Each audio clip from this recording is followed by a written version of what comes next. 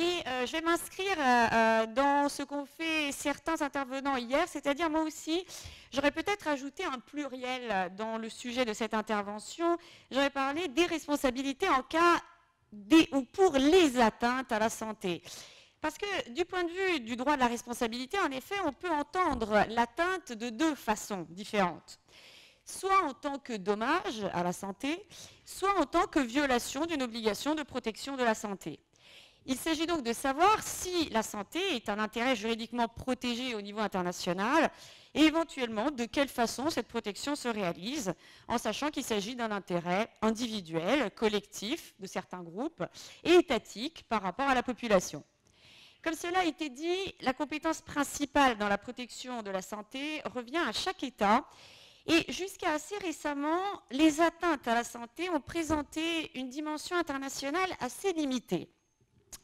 Depuis longtemps, en effet, les dommages à la santé sont pris en compte dans le cadre des obligations de bon voisinage, donc des dommages transfrontières, et dans le cadre des règles relatives au traitement des étrangers. Mais dans ces domaines, le dommage à la santé se confond avec d'autres préjudices, ou alors n'est pas spécifiquement pris en compte dans la réparation. Plus généralement, cette atteinte manque d'autonomie ou semble manquer d'autonomie si on regarde la pratique. On la retrouve fréquemment, mais en réalité sous d'autres qualifications, en tant que traitement inhumain et dégradant, en tant que dommage à l'environnement, en tant que crime de guerre, etc. La protection de la santé est surtout envisagée en tant que motif de limitation ou de dérogation à d'autres obligations internationales. C'est ce dont il s'agira, je pense, ce matin, notamment dans les traités de commerce ou de protection des droits de l'homme.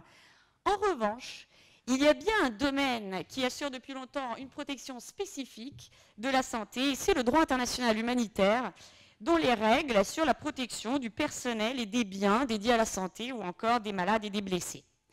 En conséquence, les différentes responsabilités pour atteinte à la santé se développent essentiellement dans le cadre étatique, qu'il s'agisse de la responsabilité des personnes privées ou même de l'État, et tendent assez souvent à répondre à des régimes de responsabilité pour risque. La situation a un peu évolué lors de la deuxième moitié du XXe siècle. Ça aussi, ça a été dit dans le rapport introductif, le phénomène de globalisation a conduit à multiplier les risques transnationaux d'atteinte à la santé pour les raisons que l'on connaît, interdépendance, développement des échanges qui favorisent la propagation de maladies infectieuses, pollution de l'environnement, etc. Et cela s'est accompagné d'une diversification des acteurs susceptibles de porter atteinte à la santé, États, personnes privées diverses et variées, organisations internationales, partenariats publics-privés. Or, il est évidemment assez difficile pour les ordres juridiques étatiques d'appréhender correctement ces situations en termes de responsabilité, notamment en raison des immunités dont bénéficient certains sujets internationaux. Ce qui conduit logiquement à internationaliser la protection de la santé pour répondre à ces risques, essentiellement de deux façons. Tout d'abord par la création de régimes internationaux conventionnels de responsabilité pour risque pesant sur les exploitants d'activités dangereuses susceptibles de causer des dommages transfrontières ou dans des espaces communs. Il s'agit essentiellement d'une responsabilité des personnes privées dans l'ordre juridique étatique. Et dans le domaine qui nous intéresse, un exemple intéressant est celui du protocole additionnel de Nagoya-Kuala Lumpur dans le cadre de la prévention des risques biotechnologiques. Deuxième moyen d'internationalisation, et c'est surtout sur ça que je m'arrêterai, c'est le renforcement des obligations internationales des États relatives à la protection de la santé, certaines spécifiques en cas d'urgence sanitaire d'intérêt international, d'autres plus générales, ce qui conduirait, c'est l'hypothèse, au développement d'une responsabilité de l'État pour le fait internationalement illicite d'atteinte à la santé. Alors, deux exemples récents d'atteinte à la santé à dimension internationale montrent quels sont les défis que rencontre le régime de responsabilité internationale tel que codifié par la Commission du droit international sur cette question. Je n'y reviendrai pas longuement parce que les faits sont connus, simplement un bref rappel. Tout d'abord, l'épidémie de SRAS qui s'est propagée à partir de la Chine en 2002 dans plusieurs pays, alors que les autorités chinoises n'ont pas informé immédiatement les autres États ni l'OMS des risques qui étaient pourtant connus. Deuxième exemple, c'est l'épidémie de choléra à Haïti qui s'est propagé à partir du contingent népalais de la MINUSTAH, de l'opération des Nations Unies, et qui a fait plusieurs milliers de morts à Haïti. Alors, si l'on observe ne serait-ce que ces deux cas, on se rend compte qu'ils ont plusieurs caractéristiques communes. Plusieurs causes à l'origine des atteintes à la santé, la connaissance du risque et la négligence de certains acteurs qui pourtant auraient pu limiter au moins le préjudice, et la difficulté d'évaluation d'un préjudice qui est assez élevé. Ces exemples montrent bien les limites de l'engagement de la responsabilité dans les ordres juridiques étatiques. Or, l'invocation de ce type de responsabilité provient surtout des individus, des personnes privées, même si les États ont aussi droit au respect de la santé de leur population. Il en résulte que les atteintes à la santé sont appréhendées grâce à des régimes de responsabilité relevant de plusieurs ordres juridiques, étatiques, internationales, voire internes à une organisation internationale. Au niveau international, la mise en œuvre de la responsabilité pour atteinte à la santé liée à la prise en compte des risques sanitaires rencontre plusieurs obstacles. J'en retiendrai deux seulement. Les difficultés d'abord d'identification du fait internationalement illicite d'atteinte à la santé et le fait que le risque pèse essentiellement sur l'État malgré la pluralité d'acteurs à l'origine du dommage. Quant aux difficultés d'identification de l'atteinte à la santé en tant que fait internationalement illicite d'abord, deux moyens essentiellement ont permis le développement des obligations étatiques de protection de la santé.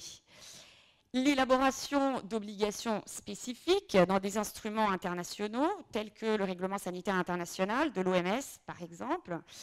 Et deuxièmement, le principal catalyseur d'obligations étatiques a été le droit à la santé en tant que droit de l'homme, reconnu dans de nombreux traités, à la suite dans de nombreuses constitutions étatiques, ainsi que la pratique afférente essentiellement des organes juridictionnels et quasi-juridictionnels internationaux. Un exemple topique de cette catalysation, c'est ce qui se passe par rapport aux règles du droit international humanitaire, qui sont complétées par celles relatives au droit à la santé dans certaines circonstances, comme par exemple le droit de l'occupation, ce qui a été d'ailleurs reconnu par la Cour internationale de justice.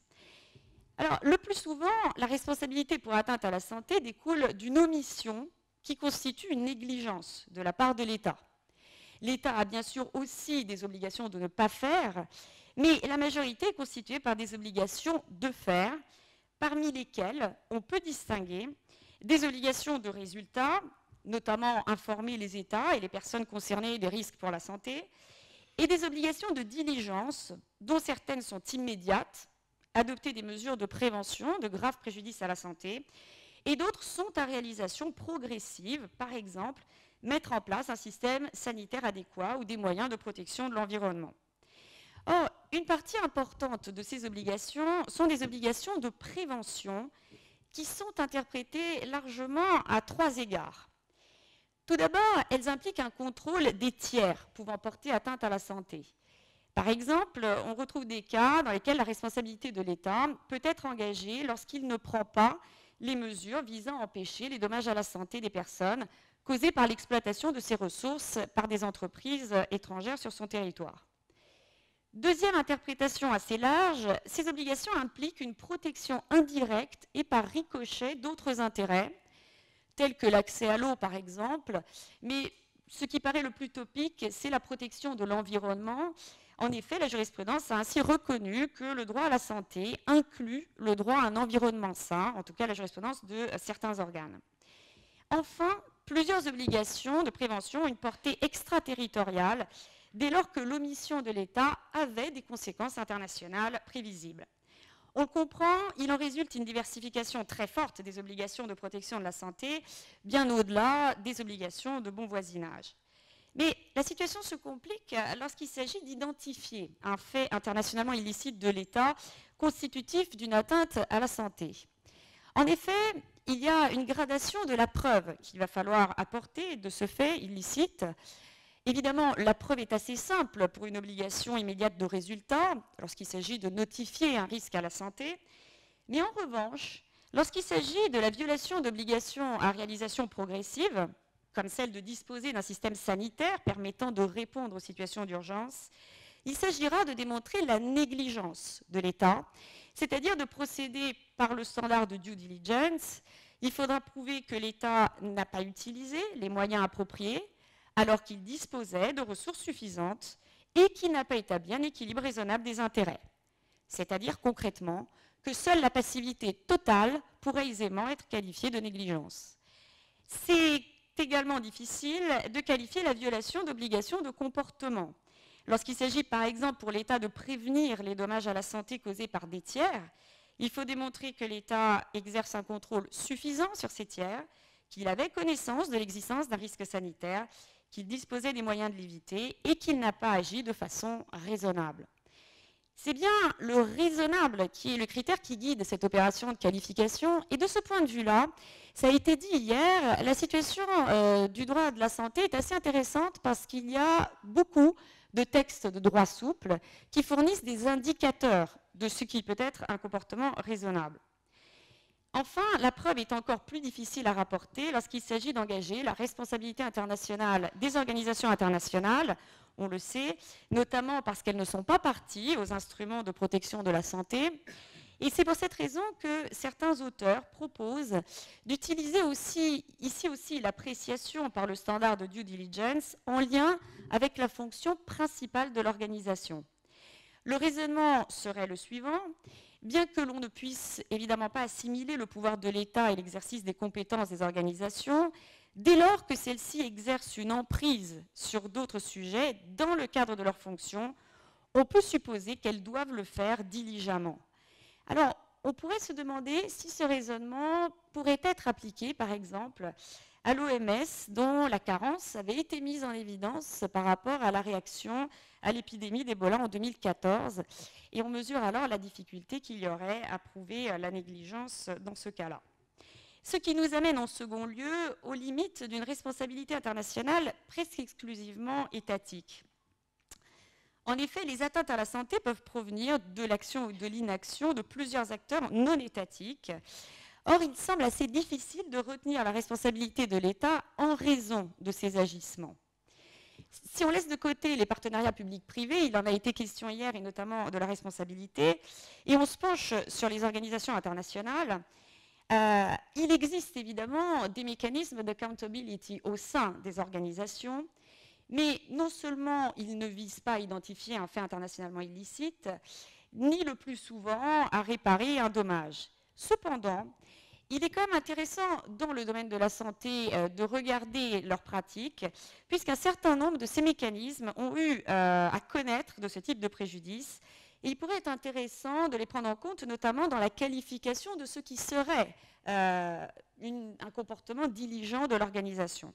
Je pense notamment au panel consultatif des droits de l'homme de la MINUC ou au panel d'inspection de la Banque mondiale qui ont une pratique sur cette question. Dans le domaine de la santé comme ailleurs, la tendance est d'essayer de retenir la responsabilité des États membres en lieu et place de celle de l'organisation internationale.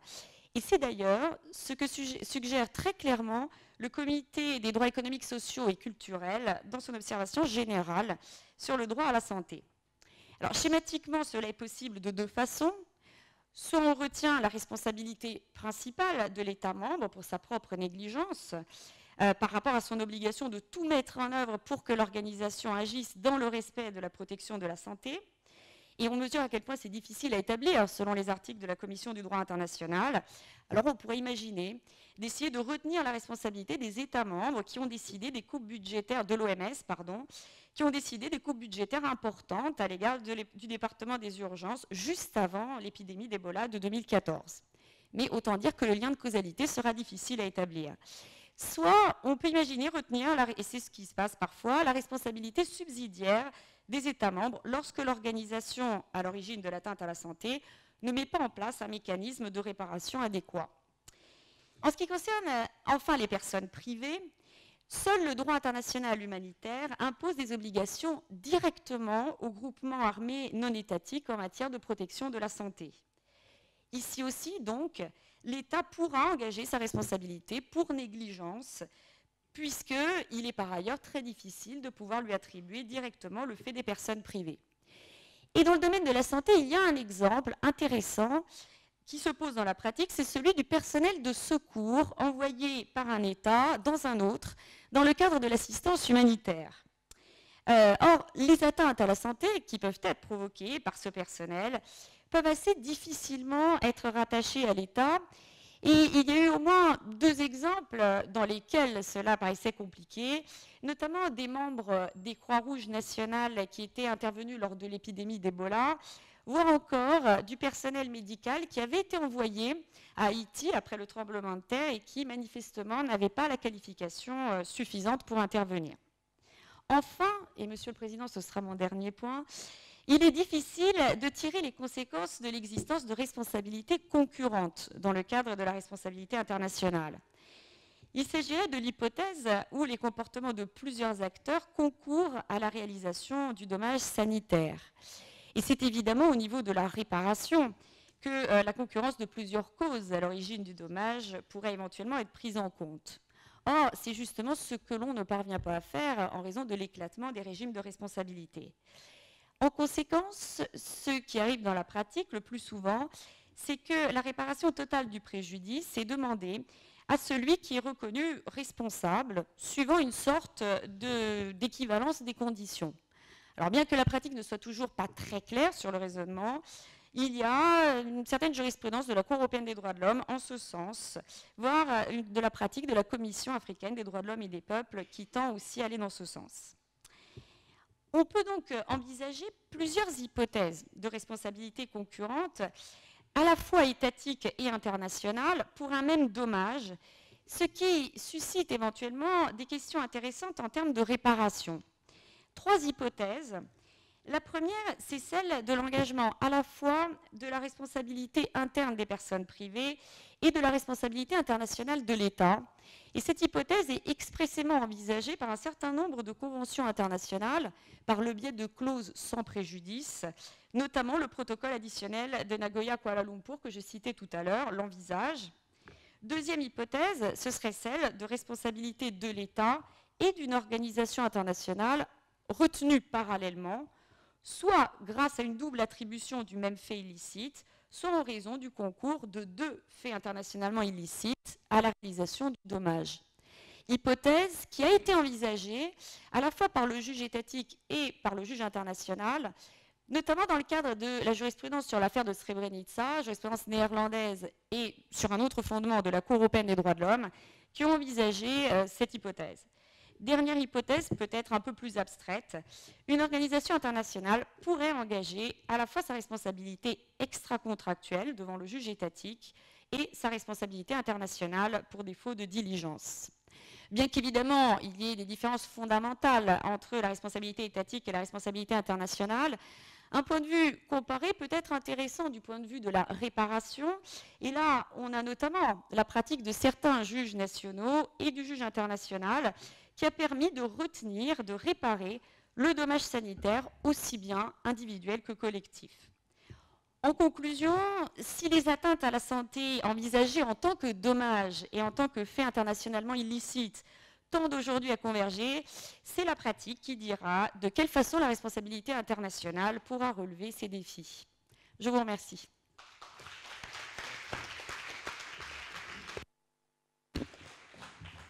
Nous remercions Sarah Cassella pour ce brillant exposé.